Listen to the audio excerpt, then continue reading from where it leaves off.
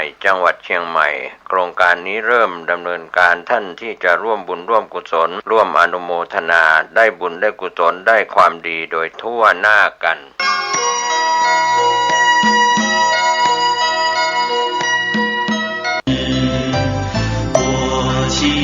成长大阵地为愿之悲เนื่องจากพระครูประภัสชัยคุณเจ้าวาดวัดชัยสถานป่าเศร้าน้อยเจ้าคณะตำบลสันปุเรเขต2พร้อมด้วยคณะศรัทธาสาธุชนของ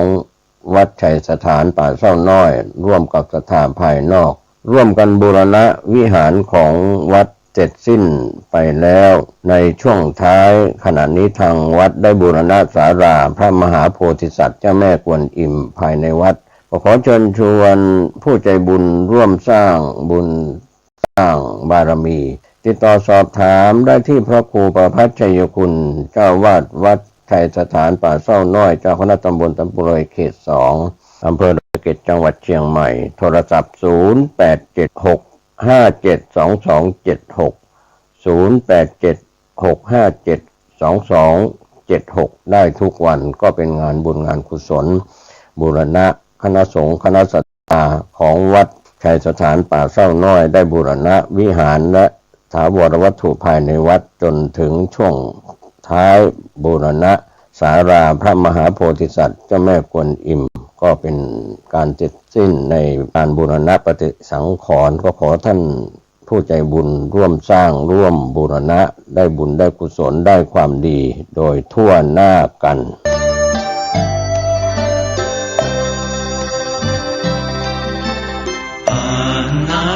这里唵嘛呢呗咪吽งานกุศลขอเชิญร่วมทำบุญสร้างสถานปฏิบัติธรรมวิปัสสนาบนพื้นที่6 ไร่เพื่อรำลึกถึงพระนางจามเทวีในโอกาสที่สืบสานเจตนารมณ์สร้างพระเจ้าตากเขียวสถานปฏิบัติธรรมแห่งนี้อยู่บริเวณหน้าวัดพระเจ้าตากเขียวโดยผู้ดำเนินงานพระครูภาวนาโสฝ่ายวิปัสสนาผู้ช่วยศาสตราจารย์ด็อกเตอร์ปัจจุบันท่านดำรงตำแหน่งเจ้าวาดวัดบ้านเราพระเจ้าตากเขียวสอบถามรายละเอียดและร่วมเป็นเจ้าภาพสร้างสถานปฏิบัติธรรมได้ที่09695159 หรือท่านผู้มีจิตศรัทธาร่วมทำบุญเป็นเจ้าภาพตามกำลังศรัทธาผ่านออนไลน์ธนาคารธกส.ชื่อบัญชีวัดบ้านเราเลขที่บัญชี020188714571ก็เป็นการสร้างสถานปฏิบัติธรรมวิปัสสนาบนพื้นที่6 ไร่หน้าวัดบ้านเราพระเจ้าตากเขียวก็เป็นการ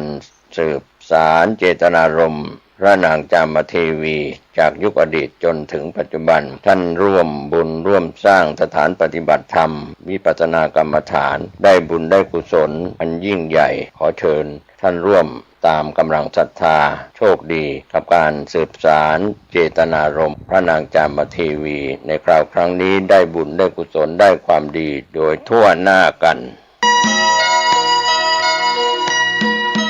สวัสดีครับท่านผู้ฟังที่เคารพ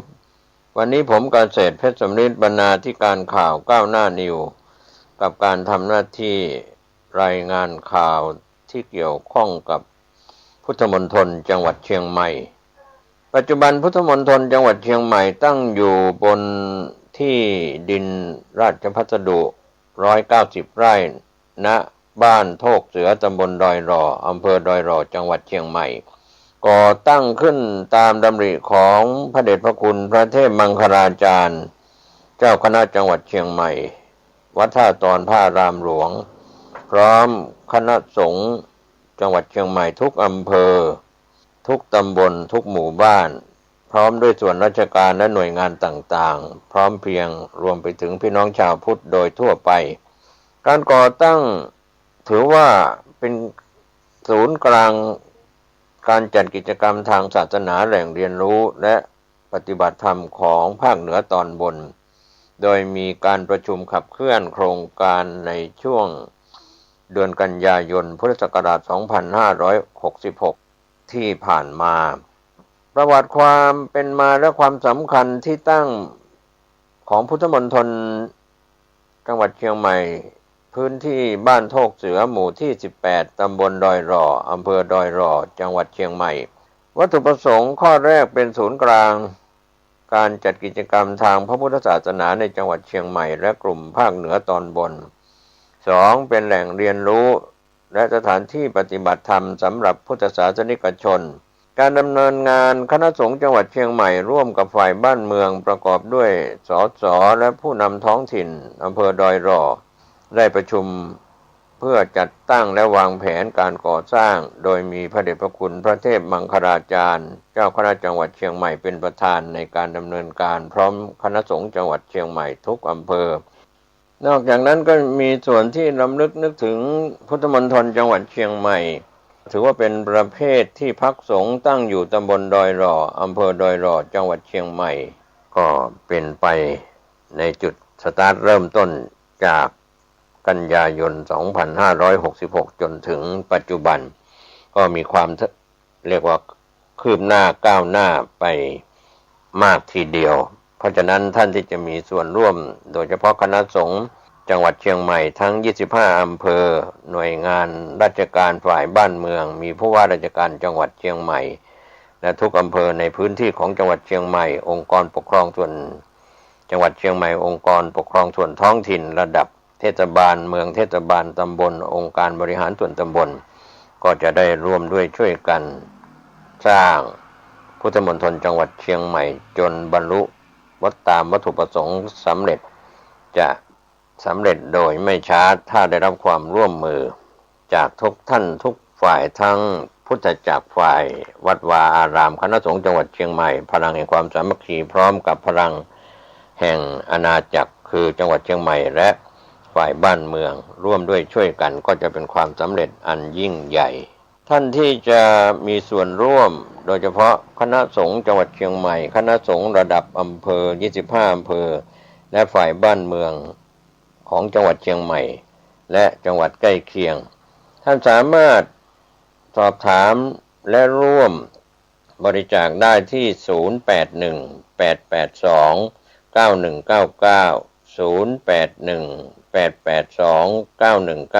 0818829199 ท่านก็จะได้รับรู้รับทราบความคืบหน้าจากพระเดชพระคุณพระเทพมังคลาจารย์เจ้าคณะจังหวัดเชียงใหม่ผู้ริเริ่มก่อสร้างพุทธมณฑลร่วมกับคณะสงฆ์จังหวัดเชียงใหม่ทุกอำเภอและหน่วยงานทางราชการว่ามีความคืบหน้าอย่างไรครับก็ถือว่าท่านมีส่วนร่วมในการบริจาคถาวรวัตถุที่เป็นพุทธมณฑลเชียงใหม่จึงประชาสัมพันธ์ข่าวสารประมวลเหตุการณ์จากอดีตจนถึงปีนี้และจะก้าวต่อไปในอนาคตผมเกษตรเพชรสำริด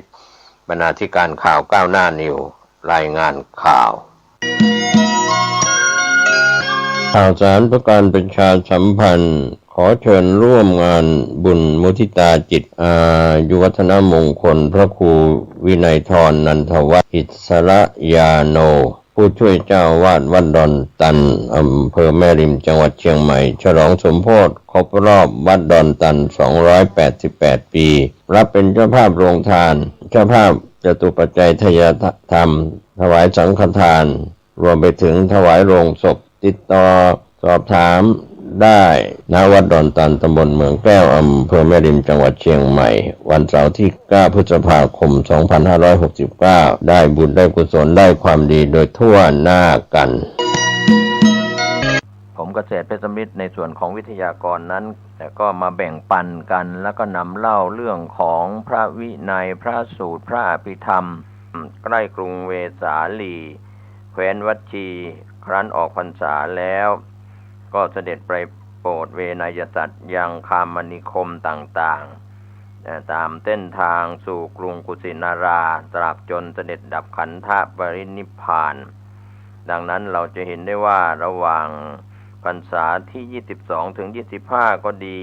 27ถึง36ก็ดีและพรรษาที่ 39ถึง42นั้นก็เป็นส่วนที่เราก็จะต้องก็ไปมาระหว่างกรุงสาวัตถีวัดเชตวันวิหารแล้วก็ไปมาระหว่างมิคารมาตุปราสาทนะครับในอุทยานบุพารามสลับกันนะครับก็เป็นส่วนที่เราก็จะได้ทำความเข้าใจกันครับในส่วนที่ผมได้นำเสนอไปแล้วจนถึงพรรษา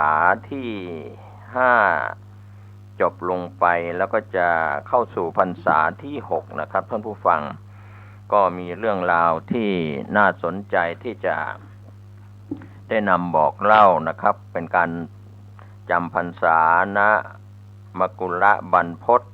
แคว้นมคธนะครับโดยราชคหเศรษฐีได้ปุ่มไม้จันทร์แล้วก็สีครั่งสดนะครับอันเกิดอยู่ที่ริมฝั่งแม่น้ำคงคาลอยตามน้ำมาติดที่ตะข่ายจึงนำมากลึงเป็นบาทแล้วก็นำไปแขวนไว้ที่ปลายไม้สูงประกาศว่าในโลกนี้หากมีผู้ใดที่เป็นพระอรหันต์แล้วก็มีฤทธิ์ขอให้ผู้นั้นจงมาปลดบาทไม้จันทร์แดงนี้ไป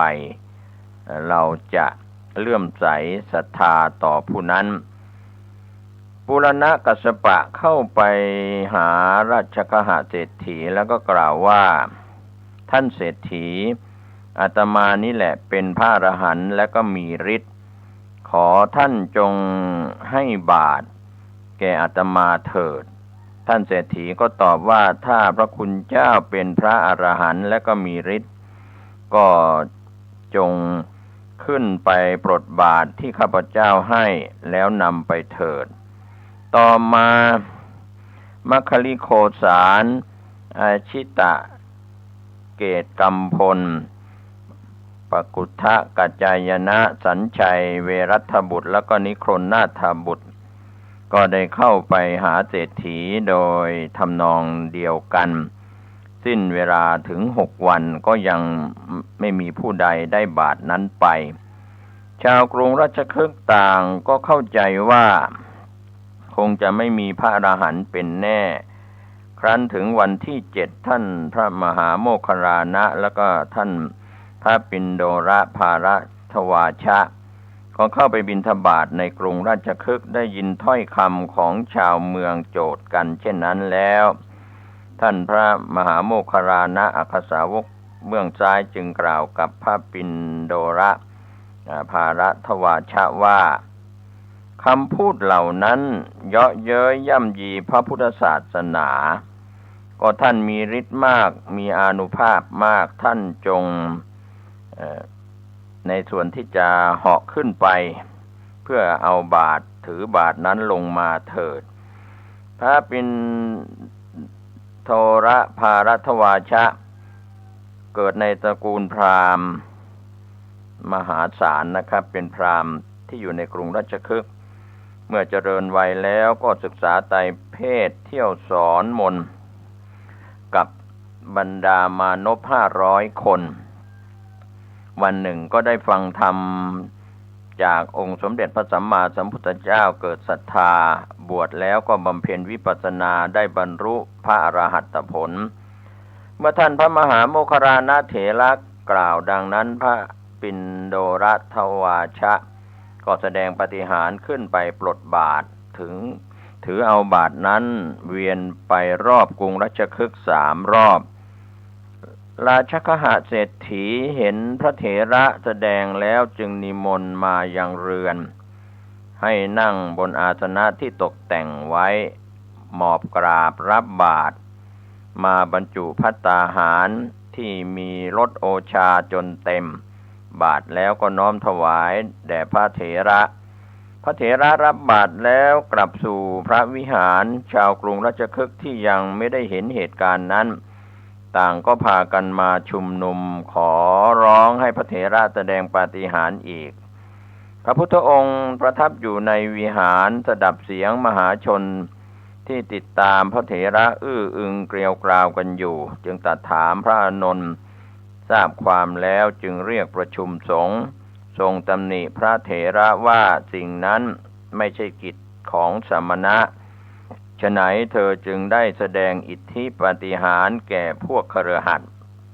เพราะเหตุแห่งบาทไม้จันนี้การกระทำของเธอไม่เป็นไปเพื่อความเลื่อมใสแก่เราชนที่ยังไม่เลื่อมใสเมื่อพระพุทธองค์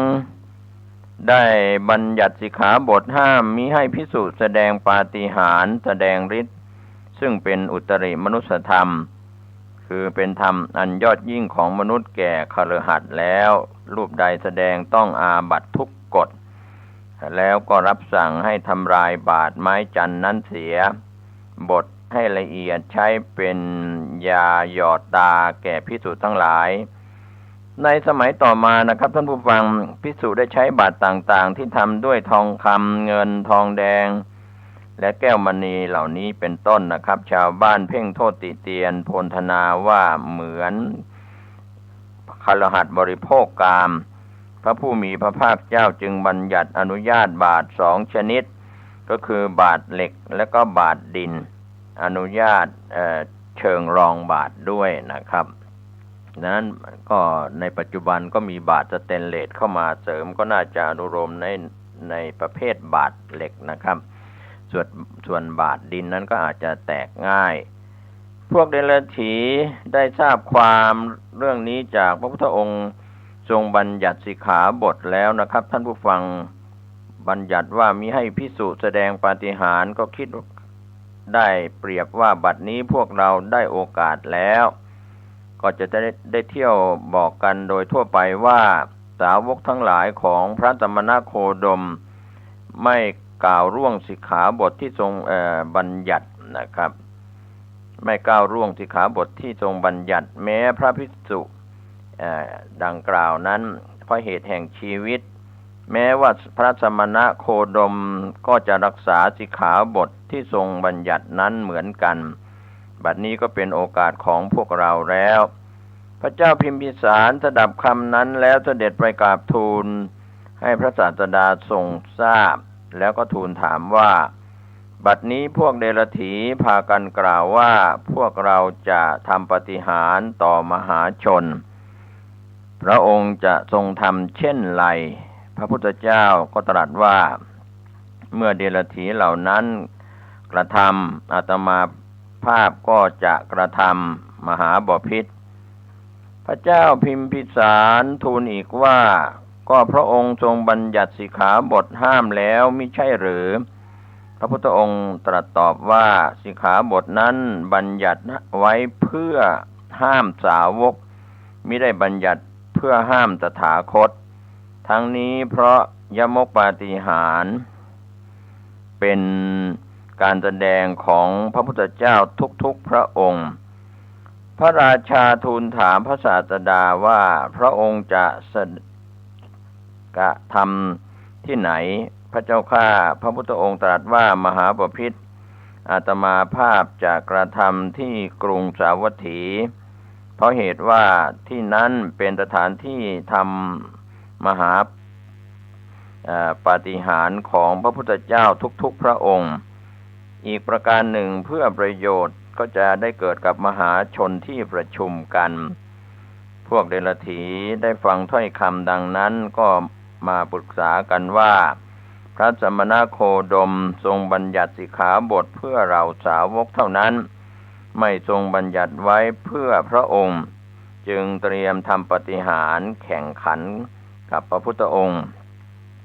เดรัจฉีจึงเข้าไปชวนผู้อุปถากได้ทรัพย์แล้วก็ไปสร้างมณฑปด้วยเสาไม้ตะเคียนบ้างมุงด้วยอุบลเขียวพูดกันว่าพวกเราจะทำปาฏิหาริย์ในสถานที่นั้นหลังจากออกพรรษาแล้วในพรรษาที่6สมัยนั้นที่กรุงเวสาลีก็มีราบสการะอันเคยบริบูรณ์กับพวกเราเดรัจฉีนะครับก็ได้เสื่อมถอยลงไปเป็นตามลำดับ เพราะมหาชนหันไปนับถือพระพุทธองค์คือองค์สมเด็จพระสัมมาสัมพุทธเจ้าเพิ่มมากขึ้นก็เป็นเหตุให้พวกเดรัจฉีหาทางจะทำลายพระพุทธศาสนาทุกวิถีทางพวกเดรัจฉีมีความเห็นพ้องต้องกันว่าสาเหตุเพราะสำนักของพระสมณโคดมเป็นทำเลที่ดีการคมนาคมก็สะดวกกับชนเหล่านั้นที่จะไปฟังธรรมลาภสักการะจึงเกิดแก่พระสมณโคดมมากมายเหล่าเดรัจฉีจึงคิดสร้างสำนักของตนขึ้นหลังพระเชตวันวิหารก็ได้นำเครื่องบรรณาการไปถวายแด่พระเจ้าประเสนที่โกศลแล้วขอพระราชทานที่ดินเพื่อสร้างสำนักของตนขณะดำเนินการก่อสร้างพระพุทธองค์ทรงดำริว่าการนี้อาจเป็นเสี้ยนหนามต่อพระศาสนาในอนาคตจึงได้ให้พระอานนท์ไปทูลพระเจ้าประเสนที่โกศลเมื่อพระเจ้าประเสนที่โกศลปฏิเสธไม่ยอมให้เข้าพบไม่ว่าจะเป็นพระอานนท์พระสารีบุตรหรือพระโมคคัลลานะพระศาสดาจึงต้องเสด็จไปด้วยพระองค์เองพระพุทธองค์เสด็จไปแล้วไม่ตรัสถามความใดแต่ทรงยกพรุชาดกเป็นอุทาหรณ์ว่าในอดีตนั้นมีนักบวช2 พวกอาศัยอยู่ที่โคนต้นไทรพวกหนึ่งอยู่ทางทิศเหนือของตัวเมืองอีกพวกหนึ่งก็อยู่ทางทิศใต้ต่อมาต้นไทรทางทิศใต้เกิดเหี่ยวแห้งตายลงไปจึงอพยพไปทางเหนือประสงค์จะไปอยู่ณที่นั้นก็เกิดการทะเลาะวิวาทกับพวกที่อยู่ก่อนเพราะการแย่งที่พักที่พำนักผู้จึงพากันไปหาพระราชาที่กรุงกลุตัดสินนักบวชฝ่ายหนึ่งก็ได้ถวายเรือสำหรับเป็นราชพาหนะแก่กลุราชาพระเจ้าแผ่นดินนะครับก็เป็นส่วนที่พระราชาก็ตัดสินให้ฝ่ายที่มอบเรือเป็นผู้ชนะด้วยความลำเอียงทำให้เทวดาที่อยู่ในกลุรัฐเหล่านั้นโกรธแค้นนะครับเพราะเหตุที่พระราชาทำให้ผู้มีศีลทะเลาะกันด้วยอำนาจแห่งฉันทาคติลำเอียงเพราะความรักเทวดาก็บันดาลให้เมืองกลุจมลงไปใต้ทะเลนะครับประสบความพินาศอย่างใหญ่หลวงล่มจมลงทั้งแว่นแคว้นนะครับท่านผู้ฟังพระเจ้าประเสนที่โกศลได้สดับฟังเรื่องนั้นจึงมีรับสั่งให้ขับนักบวชเหล่านั้นออกไปแล้วก็ทรงสร้างสิ่งที่ให้เป็นอารามสำหรับภิกษุณีพระราชทานนามว่าราชการามกรุงสาวัตถีจึงมีอารามเกิดขึ้นใกล้พระเชตวันวิหารด้วยเหตุนี้ครับก็เป็นเรื่องราวที่เกิดขึ้นนะครับในสมัยอดีตเมื่อพระพุทธองค์เสด็จไปยังกรุงสาวัตถีก็ตรัสกับพระเจ้าประเสนที่โกศลว่าพระองค์มีพระประสงค์จะแสดงยมกปาฏิหาริย์ณชานกรุงสาวัตถีในวันเพ็ญเดือน8พระเจ้าประเสนที่โกศลก็ตรัสถามว่าพระองค์จะทรงกระทำปาฏิหาริย์ที่ไหนพระเจ้าข้าพระศาสดาก็ตรัสตอบว่าควงไม้คันธามะพฤกษ์นะครับก็พวกเดรัจฉีรู้ข่าวก็จัดการให้พวกอุปถากไปตัดแล้วก็ถอนต้นมะม่วงรอบพระนคร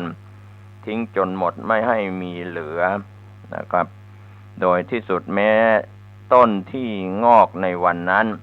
ด้วยประสงค์ว่าเมื่อไม่มีต้นมะม่วงเหล่านั้นแล้วพระศาสดาจะทรงแสดงยมกปาฏิหาริย์ได้โดยประการใดครั้นวันเพ็ญเดือน8 มาถึงพระศาสดาเสด็จไปณบริเวณที่จะแสดงยมกปาฏิหาริย์นายคันทะผู้รักษาอุทยานของพระราชาเห็นมะม่วงสุกผลใหญ่ผลหนึ่งในอุทยานจึงเก็บมาเพื่อถวายพระราชาก็ได้พบพระศาสดาในระหว่างทางนายคันดะหรือนายคันทะคิดว่ามะม่วงผลนี้หากถวายแก่พระราชาก็คงประทานในส่วนเรียกว่าประทานกหาปณะเงินให้แก่เราเพียง8หรือ16กหาปณะเท่านั้นซึ่งไม่พอต่อการเลี้ยงชีพในอัตภาพนี้แต่หากเราถวายแด่พระตถาคตพระศาสดานั่นจะเป็นคุณนำประโยชน์เกื้อกูลให้แก่เราตลอดกาลคิดดังนั้นนายคันดะจึงน้อมถวายผลมะม่วงนั้นแด่พระศาสดาพระพุทธองค์ทรงรับแล้วก็แสดงอาการเพื่อจะประทับนั่งพระอานนท์ปูสังฆาติถวายแล้วขยำผลมะม่วงนั้นทำเป็นน้ำปานะพระศาสดาเสวยน้ำปานะผลมะม่วงนั้นแล้วจึงตรัสกับนายคันดะว่าเธอจงคุ้ยดินให้ร่วนแล้วปลูกเมล็ดมะม่วงในที่นี้แหละพระศาสดาล้างพระหัตถ์ในส่วนบนเมล็ดมะม่วงนั้นขณะนั้นเมล็ดมะม่วงก็งอกขึ้นมานะครับเมื่อมหาชนเห็นอย่างนั้นแหละครับท่านผู้ฟังต้นมะม่วงนั้นก็เติบโตไปด้วยกิ่งดอกผลแล้วก็ใบอ่อนในส่วนที่ทำให้ชนชาวชมพูทวีปได้เก็บกินผลมะม่วงที่หล่นลงมาไม่อาจจะหมดสิ้นได้เมื่อพระราชาทรงสดับว่าต้นมะม่วงเกิดขึ้นดังนั้นจึงทรงมีการตั้งการอารักขาไว้ด้วยพระดำริว่าผู้ใดอย่าได้ตัดต้นมะม่วงนั้นมะม่วงต้นนั้นจึงได้ชื่อว่าคันธามพฤกษ์นะครับเพราะความที่นายคันดะปลูกนะครับท่านผู้ฟังก็ท้าวสักกะพระอินทร์ทรงรับสั่งกับพวกเทวดานะครับวาตะวราหกะเทพบุตรให้ถอนมนดกของเดรัจฉีด้วยลมก็ให้ลมหอบไปทิ้งบนแผ่นดินที่ทิ้งกองยักษ์เยื่อแล้วก็รับสั่งสุริยะเทพบุตรให้ขยายมณฑลพระอาทิตย์ยังให้พวกเดรัจฉีเร่าร้อนแล้วรับสั่งให้วัสสะวราหกะเทพบุตร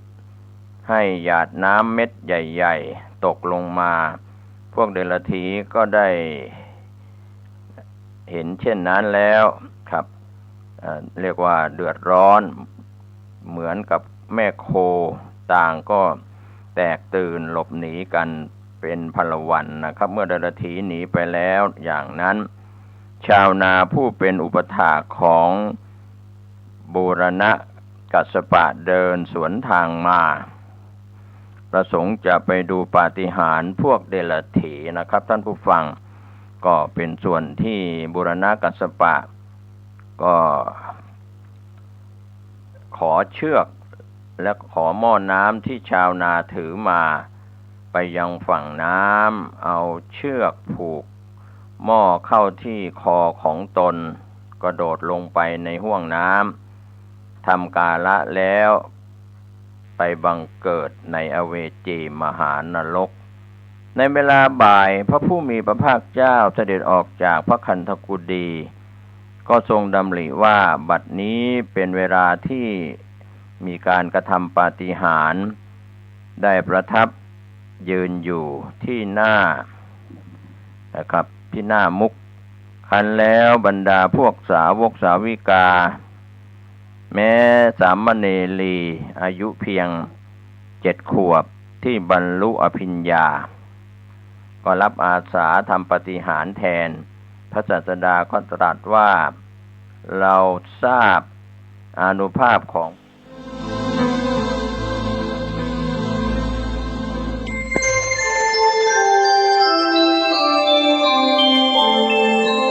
ขณะนี้ท่านกำลังฟังสถานีวิทยุกระจายเสียง FM 104.5 เมกะเฮิรตซ์